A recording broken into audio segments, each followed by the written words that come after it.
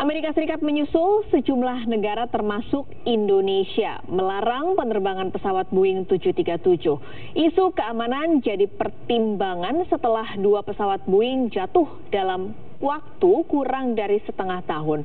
Otoritas Sipil Penerbangan Amerika (FAA) akan segera mengeluarkan surat perintah resmi untuk mengandangkan seluruh pesawat Boeing 737 MAX 8 dan Boeing 737 MAX 9. Amerika bekerja sama dengan sejumlah pihak untuk mencari tahu penyebab jatuhnya pesawat Boeing hari Minggu kemarin. Di hari yang sama, Kanada juga membuat keputusan serupa.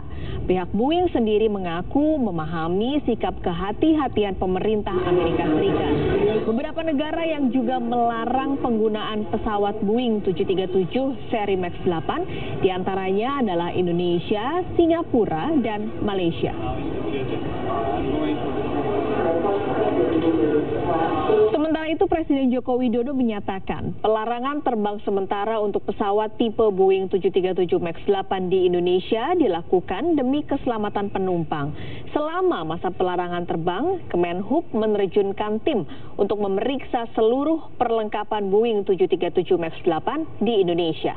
Kementerian Perhubungan resmi menghentikan sementara penggunaan pesawat Boeing 737 MAX 8 di Indonesia sejak 12 Maret untuk dilakukan inspeksi dan investigasi kelaikan terbang.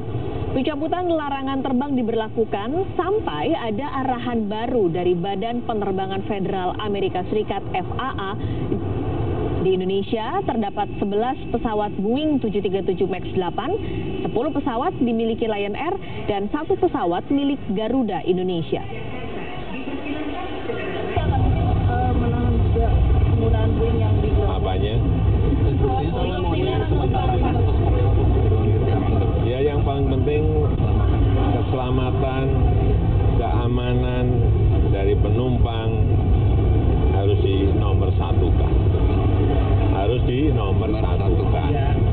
Ya, cukup ya, Bapak.